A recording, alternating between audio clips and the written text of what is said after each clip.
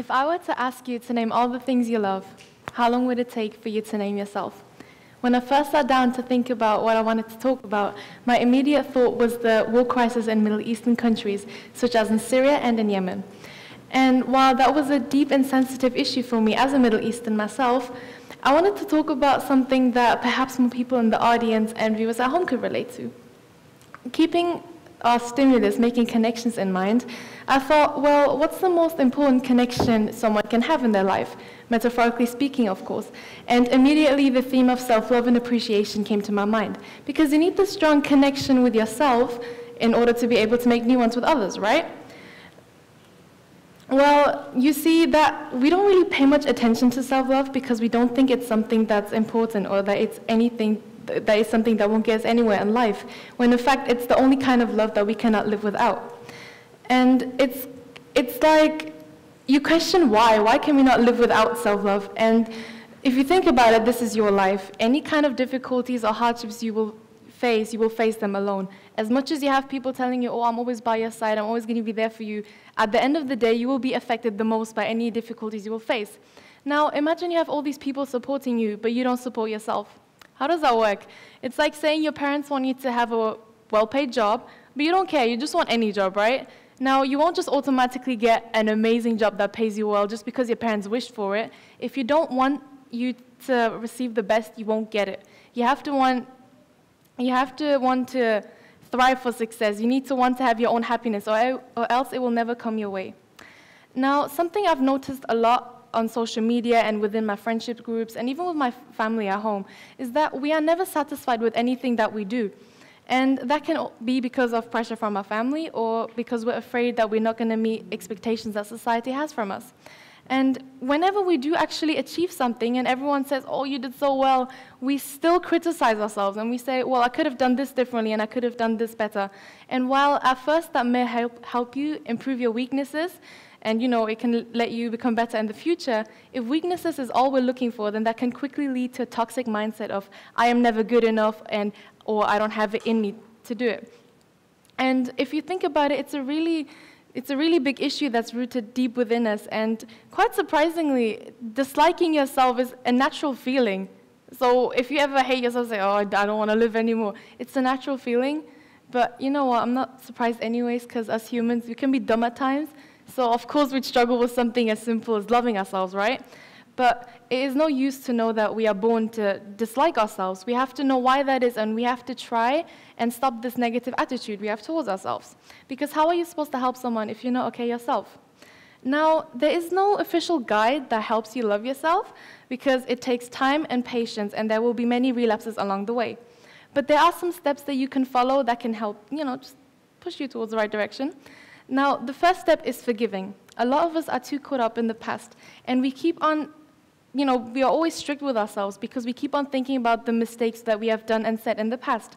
And we have to forgive ourselves for these mistakes that we have made because we will never truly be able to move on and grow as a person if we keep thinking about our faults.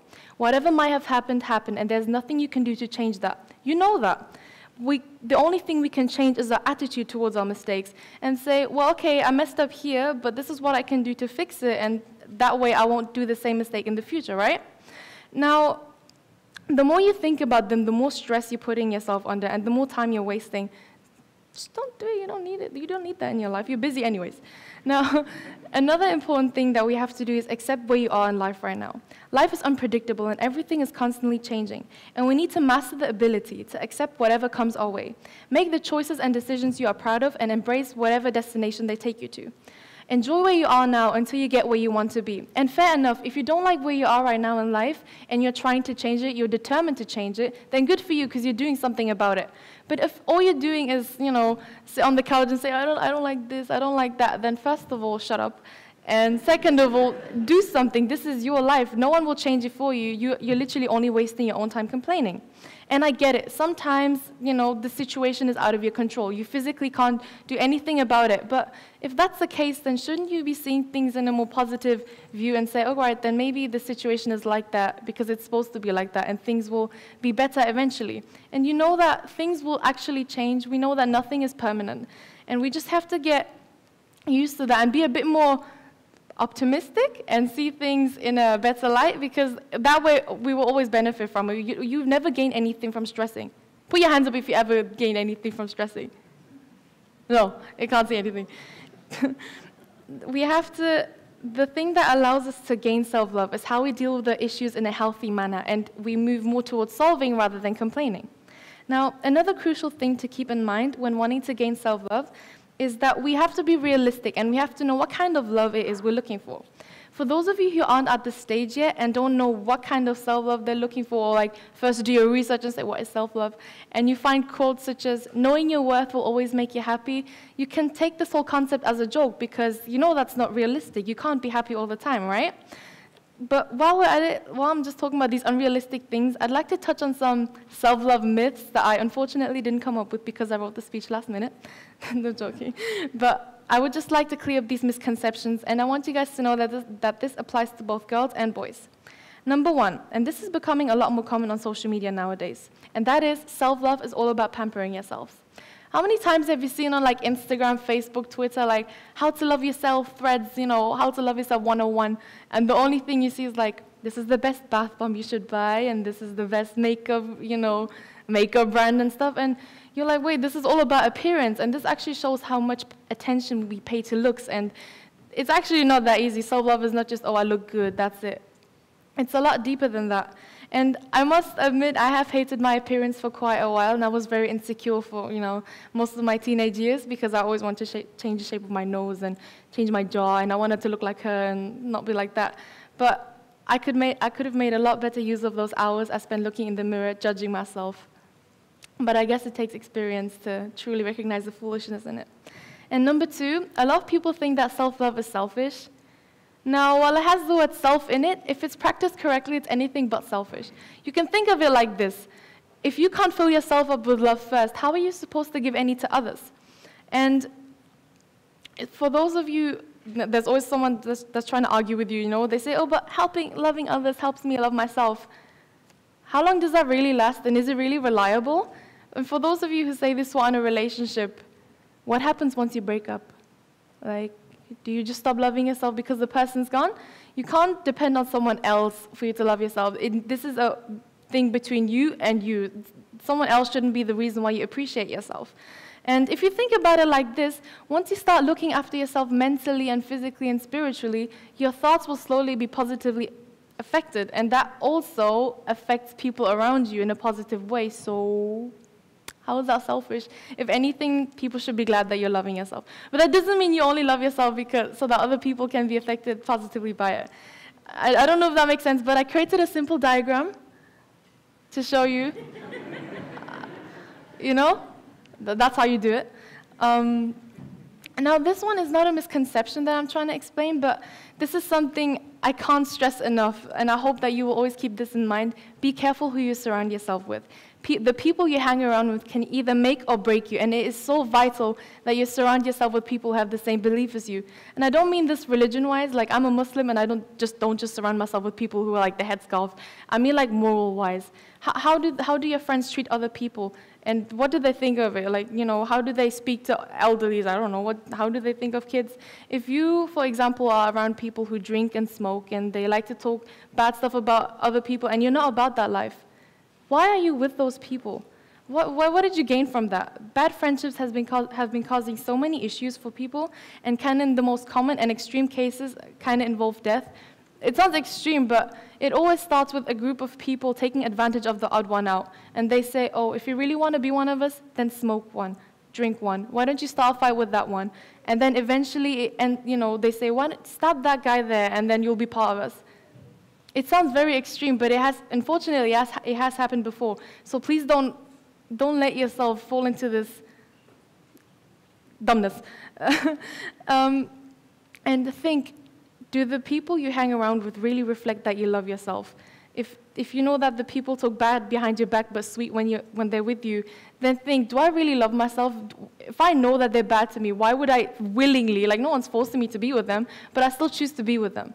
Why do you do that? It's because you're afraid. You're afraid to be alone, and you're afraid that people will, say, oh, loser, look at you, you're by yourself. But you cannot expect your day or your month or even your year to be filled with positivity and good vibes if they're filled with dysfunctional and ignorant people. It's like, you know, when we're watching a movie and the main character is is always friends with these evil guys that they only use him because he has a car, or I don't know, they making him do stuff that they don't want to do. And the whole time I'm watching the movie, we're like, what are you doing? Go away. Like, who cares if you're alone? You know, we know the character's afraid to be alone, but they don't leave, right? The same applies to us in real life. If you don't like the people you're around with, leave them. Sit by yourself at lunch once or twice. I've done that so many times, and I've reflected on life, trust me, with a few tears, but it helps. We have to understand that we don't owe anyone. We weren't born with like in depth, you know. We can't say, oh, I owe to be with you, I'm going to be with you. You have the right to walk away from anyone that you don't want to be with. Remember that bad friends can be like chains attached to your ankles, and the more you have of those, the more they'll drag you down, they'll stop you from moving forward, and at some point, the chains will be so high you can't even move forward anymore. Don't let it get to this stage. And I'll stop acting like I know everything, because I know you're bored, but I'll tell you a quick story. I was supposed to be revising for maths once, but I think I was daydreaming and my mind was somewhere else, I don't know.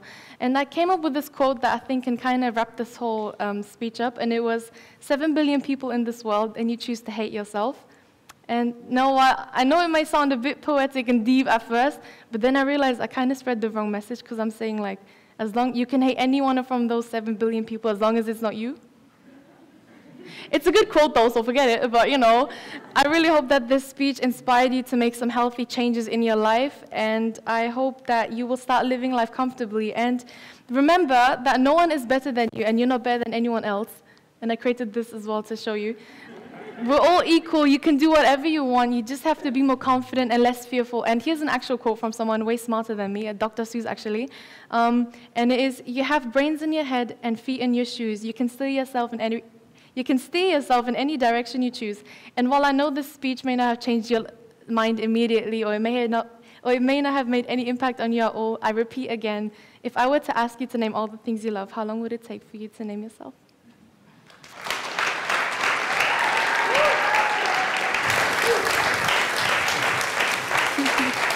Okay, well done. Does 3 o'clock this morning seem a long time ago? Yeah. Yeah, just a bit. I like your approach to counselling. It's like, come on, it's okay, you'll be all right. Just get over it. Stop. Look how much I'm sweating. Oh yeah, you're going to electric shock off that. Yeah. It is warm in here as well. I know. To what extent do you feel parents and teachers can influence our feelings of self-love in children? Well, I think it kind of depends what ethnicity your parents are. Like some. The ethnicity? Yeah, like Middle Eastern, like usually Middle Eastern Asians, because we have these high standards. We're like, oh, get over it, you can, because it's something in your, like, it's a mental thing, right? Self-love is something mentally.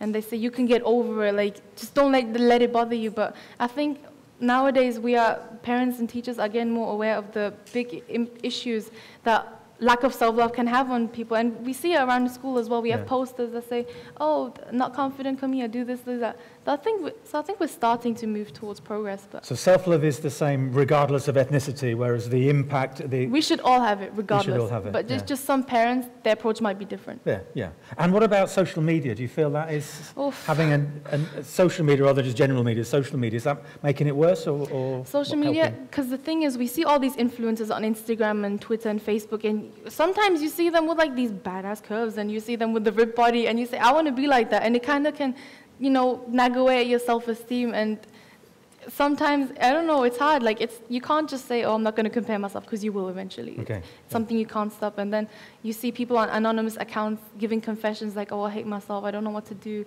I don't want to do this. And it's an endless cycle of sadness. And it can be broken. And it can be broken very easily, actually. And I think you get the prize for the best illustrations. Thank you. Today. They sort of sum it up. Thank you very much, Kani. Thank you.